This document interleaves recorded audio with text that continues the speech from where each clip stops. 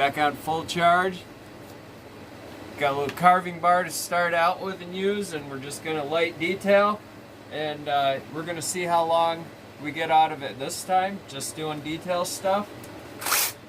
Remember, this is all old, used stuff, pretty beat up, pretty hammered on.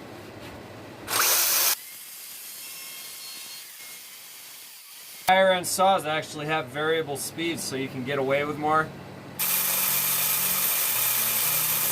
Right about there is about optimal for this motor as far as keeping it cool, not drawing too many amps, and maybe saving amps. If you run them full bore, it's better for power, better for speed. I mean, and again, I'm only on a little 10-inch, like quarter tip bar with kind of a crappy 3/8. I mean, the chain itself, it's sharpened properly. It's cutting fast, but it's running rough because this chain is old. It's kind of beat up. This battery, I can put these in my drill. I can put these in my sander. I can put these in my grinder if I had all that stuff. You can't do that with Steel and Husky. Steel and Husky don't cross over. They have yard tools. They have other yard tools that you can use their batteries in. They're all designed, you know, it's one system if you want to get into yard tools. But for a wood shop, I'm going to say, I mean, that's mainly why I bought this saw. I don't know if I said that earlier. I said, well, I want to get into having battery Makitas. I have other Makitas here. You've seen I have other quality Makita tools. So I'm really into them. I love the Makitas. I have that Makita saw. Right, the other Makita, I have two other Makita saws. I have an old one that it's so old that it's at the point where I got to constantly rebuild it to keep it going. But I love it. I still love it. So that's something to think about. What are you investing in? That last saw I showed you it's almost 20 years old. Really, I'm pretty impressed with this guy so far. Love it for detail. Love the handling.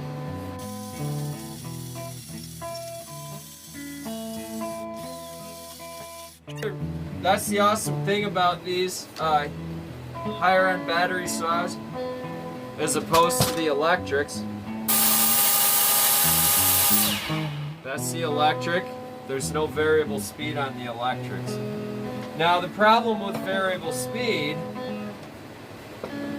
is sometimes you're drawing higher amps to run a slower motor. So that's where you could be working your battery drainage, but since these are brushless, I'm almost hoping that they've designed them so that that's not the case, but we'll see. I mean, I'm just having fun carving with it.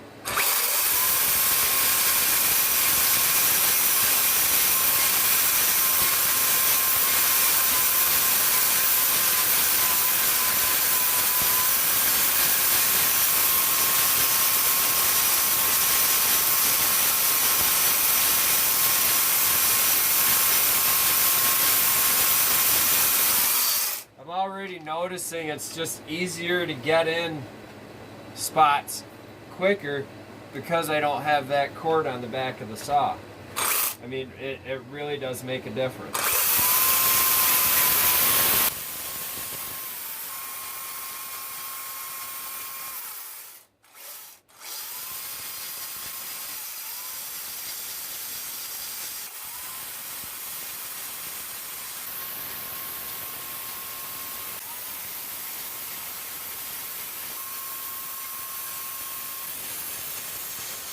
Okay, well, she's definitely putting out the oil. There's quite a lot all over the floor now, so that's good. Check battery. We're still at 3.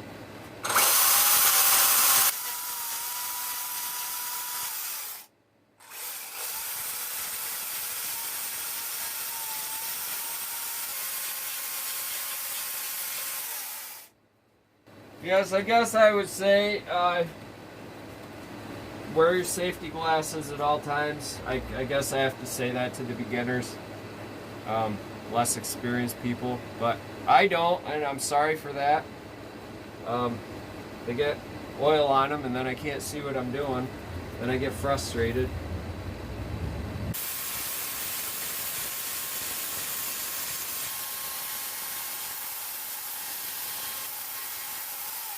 That's me doing the ratchet on the chain thing. I'm just listening to it. No reason I'm doing that more than I have that habit of flicking the throttle every now and then.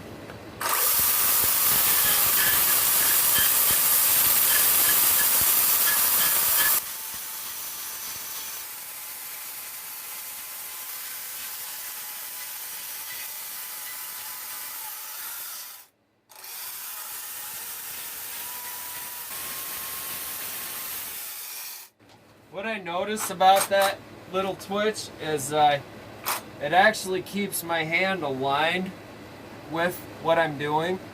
You hear a lot of carvers do the twitch, they do the blips.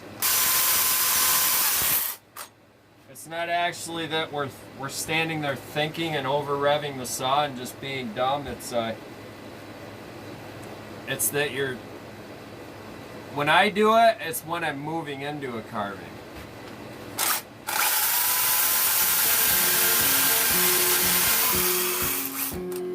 The other thing too is that little bit of, see, when I carve, I keep light. I keep my hand like that, and that's mostly what that's for. It's like when I work the brakes on my mountain bike when I'm flying down a hill, I kind of do that too. That's how I do it. I don't know how other people do it. And also what it does, you keeping that chain spinning, you're keeping oil to it. It's good to give the saw a few rotations outside of being in the wood all the time. It helps it cool off, it helps the bar cool off a little bit.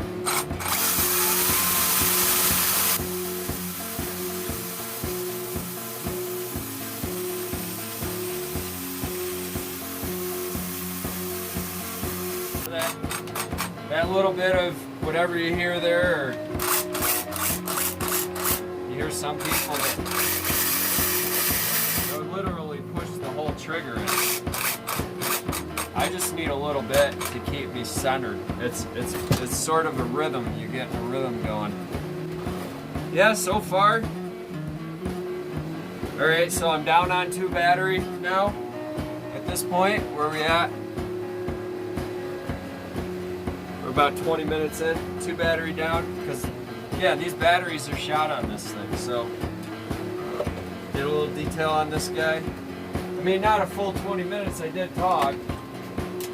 I did do some talking, but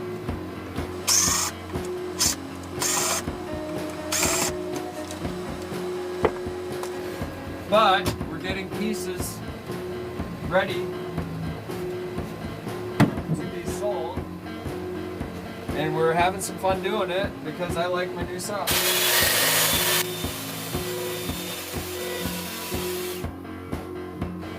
What I'm doing there, I just had the steel in my hands. I set it down and I just picked this up.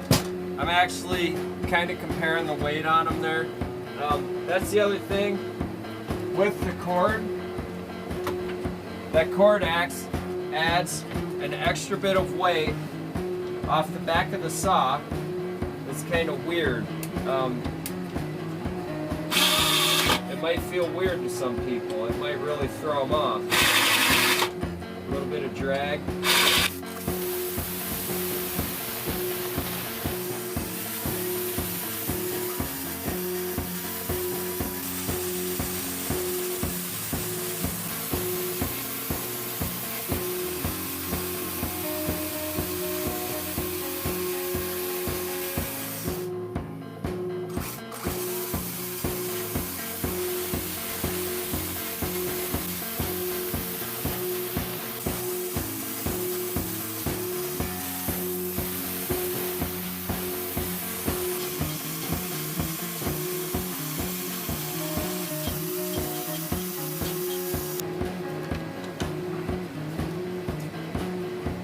Alright, so we're down to 1 battery.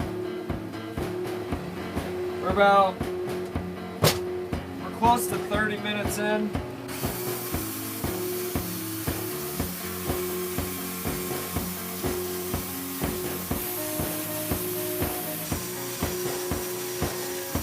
Battery saws are definitely they're definitely their own animal as far as, you know, as far as working with them, getting detail done.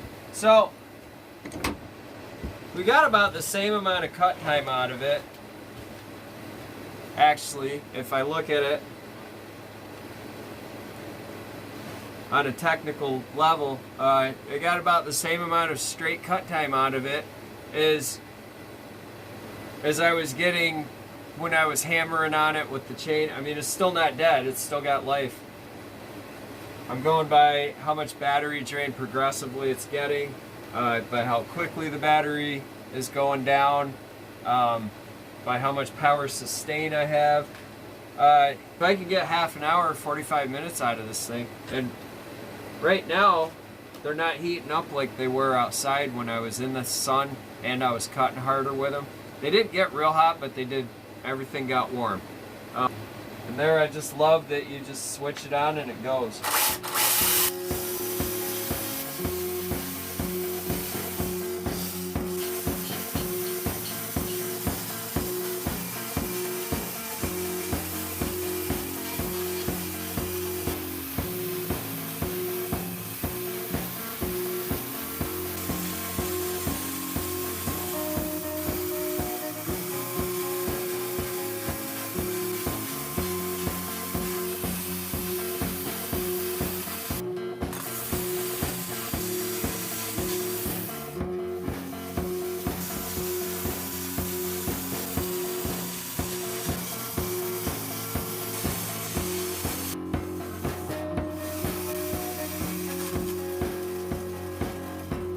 We shut her down. She's angrily blinking at me. She's not happy. Batteries are done. We're almost in at a solid hour. I went to look at this, went to look at my Makita Sprocket because I hadn't looked at it real close. I did notice it yesterday. I said, you know, that looks a lot like the shaft on the steel E14 and the steel 180C. Looks a lot like the shaft. So what did I do? I took one of the quarter pitch sprockets off of one of the steels. It fits a little tiny bit loose, but I think it's gonna go. I'm gonna play with it, which is really cool because now I have quarter pitch on this little battery saw. I'm gonna play with it and make sure that I don't mess up the shaft. I'm gonna experiment with it. I'm still probably gonna order a quarter pitch for it, just so I have it. But it's a cool deal that between the steels and the Makita battery saw, you can switch sprockets out.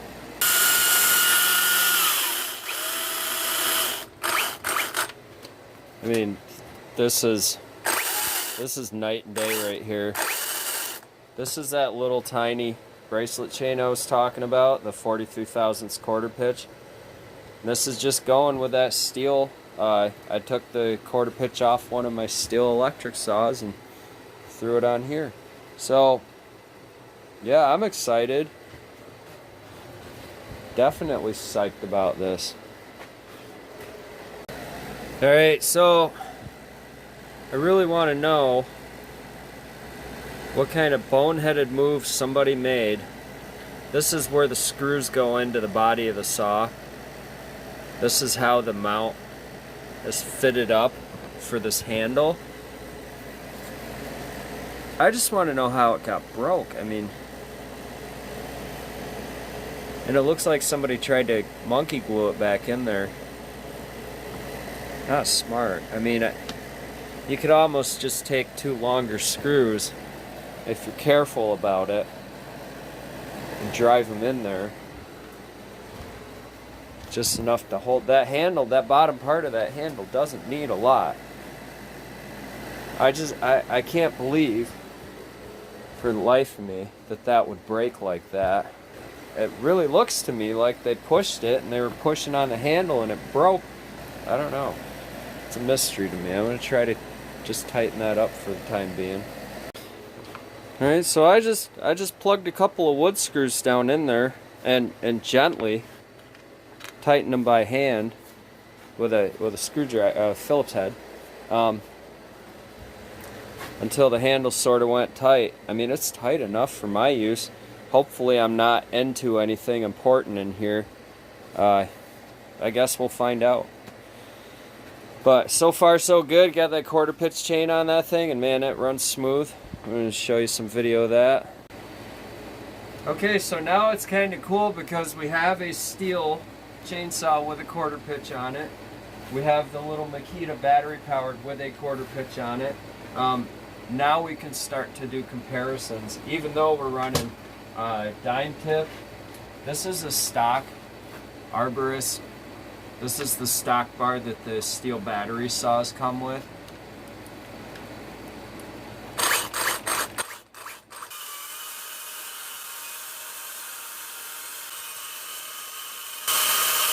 I mean, the thing I love about this little bracelet chain is it just cuts so clean, so stupidly clean. Whether you're going against the grain or whether you're getting the rotation of the chain to go with the grain, it's fast. It's really fast and efficient.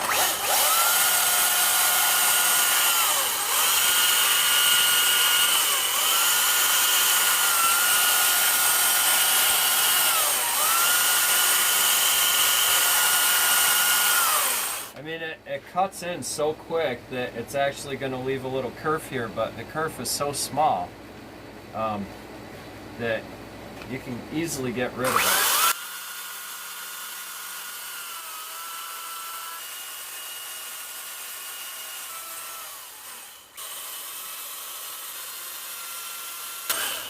I mean, I really cannot wait to get this chain on a dime tip bar on this saw. Now I'm starting to see the appeal of these saws and carving, especially once you get that lighter weight chain onto it. I mean, in general, you put the same bar and chain on one of these, a corded saw, you're going to get the same results. It cuts super quick, super clean. I just like the cleanliness of the lines that it leaves.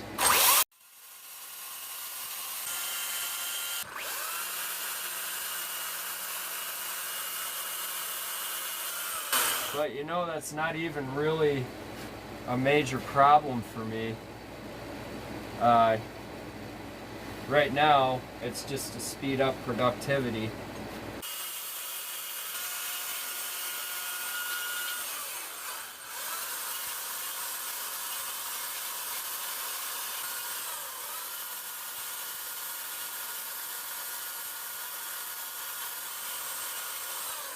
And you know, that's the cool thing here,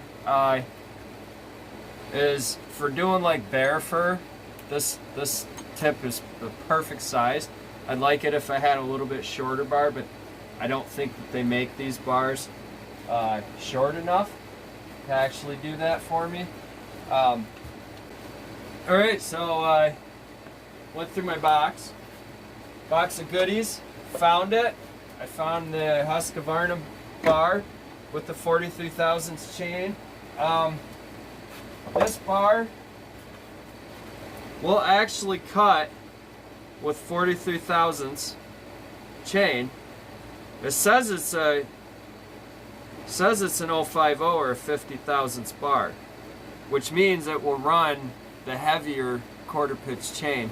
Now the only thing about this bar is it's long.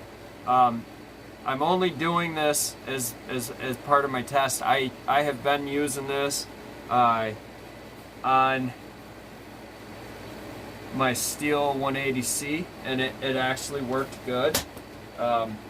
This bar and chain works great as is. Don't need to tune the chain down, don't need to cut the backs of the teeth off, don't need to trim the rakers. Right straight out of the box, these little tiny bracelet chains are really good chain. They, like I said, they cut super fast and efficient.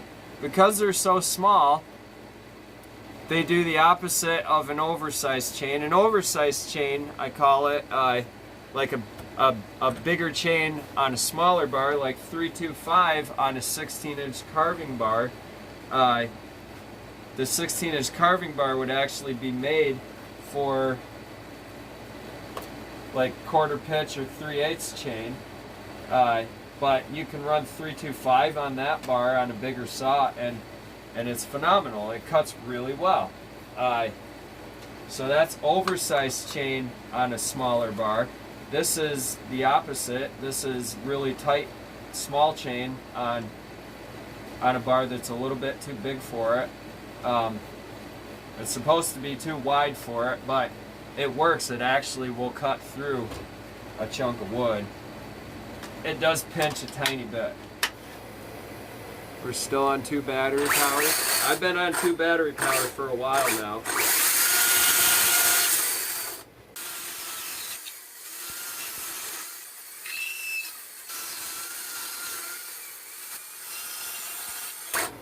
This is a really dry piece of pine too, so it's cutting great. It's really cutting fast for how dried out of a piece of pine this is. I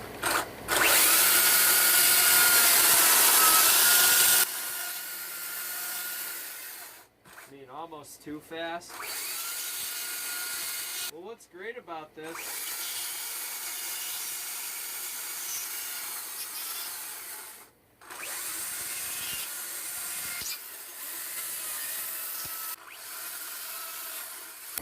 if you are going to go battery power, think about that. Get a nice lightweight chain on there, and you're gonna have 10 times the efficiency.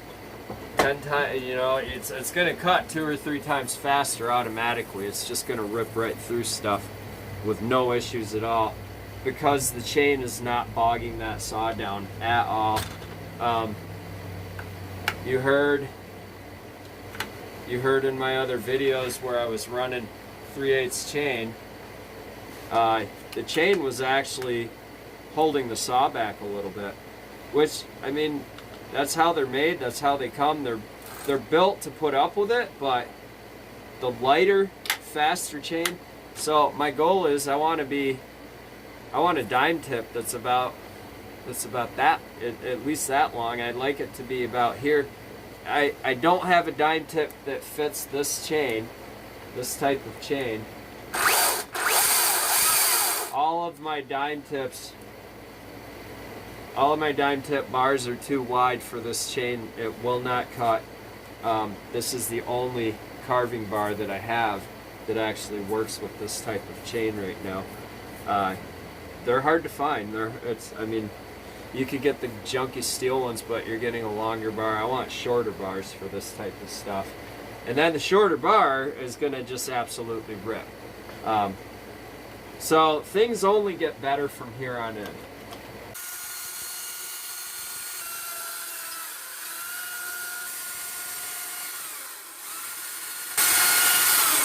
Now, the one thing that I said about this chain is you don't have to do any tuning to it, and it's so small, if you do tune it, you're going to lose a lot of life of the chain. So keep that in mind. You want to have extras of this chain if you start cutting the backs off of the teeth. Now, without the backs cut off the teeth, what's happening, this is cutting very straight, and it's hard to carve with it a little bit, but the thing cuts in so fast straight that I can just make a lot of straight cuts and then smooth out as I go. I can actually use a bigger, a wider quarter pitch chain to go back through and clean up if I want. It's give and take. I am going to actually get a couple more of these little bracelet chains now that I have a saw that's going to work really good with them. and I will be tuning those, going over how I tune them, because you have to be more careful with them. But yeah, I mean, it's a wise investment, I would say, at this point.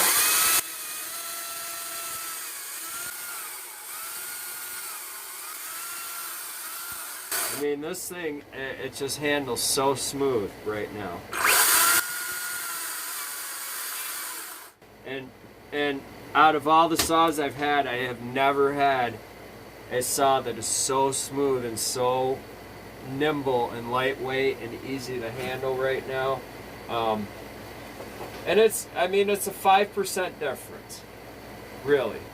This is that much, but it's that much nicer than a corded with the same bar and chain.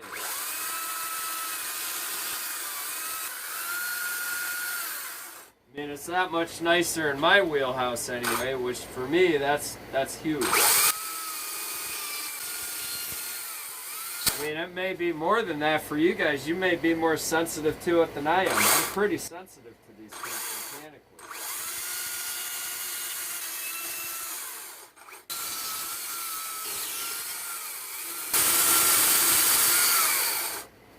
See, and that's just that thing. It doesn't really make a curved cut well all on its own. You have to kind of coax it in there like I just did.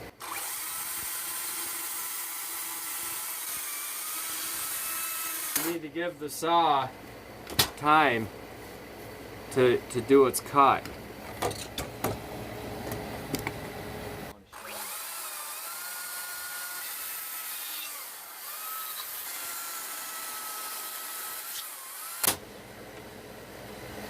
I mean, I'm really happy with this setup. We're going on a couple years that I've been considering this and haven't pulled the trigger on one yet. Just because I've, budget-wise and time-wise, and I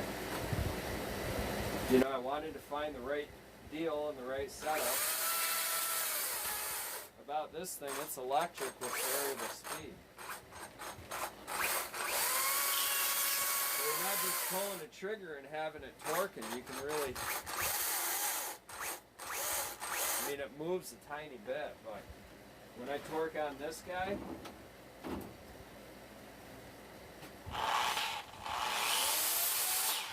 seeing when it stops, it drops hard. And this is just that kind of, you can just dance right along. It feels like I'm falling. Like when I really get moving here, it feels like it's letting.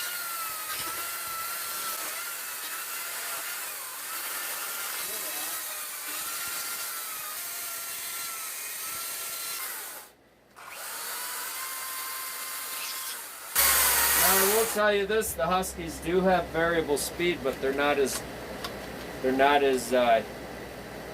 lightweight. They're not as touchy as the Makita ones. They're not as easy to operate.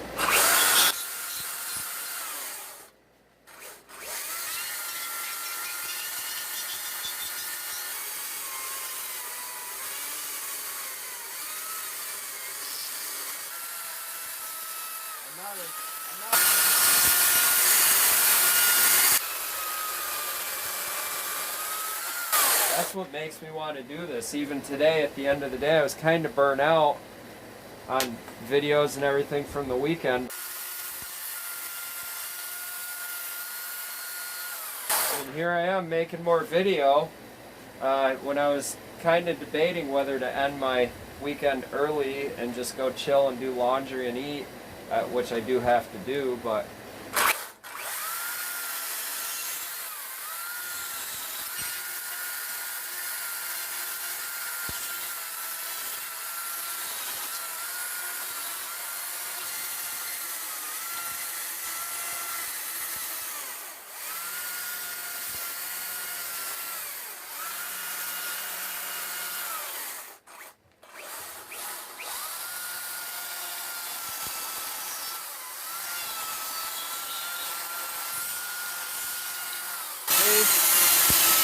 this bar, because it's a little bit wide for this chain, it is binding here and there as I go to make a curved cut. That's the other thing.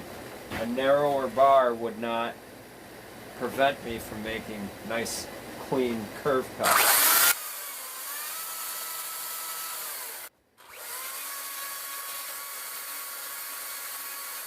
Considered going to work for that company. One of those things I've never actually sat down and made the commitment. But I'm kind of feeling like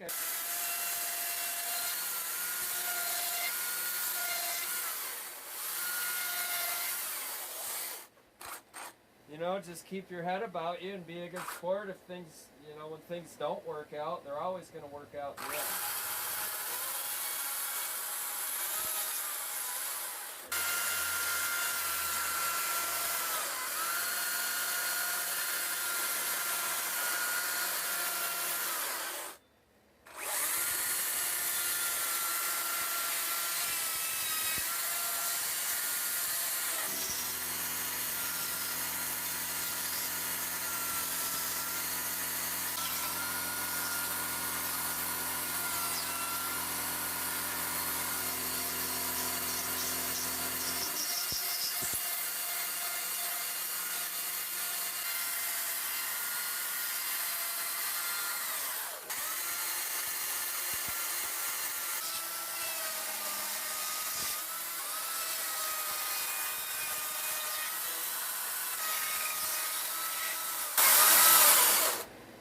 Alright, we're down to one battery. I feel it slowing down.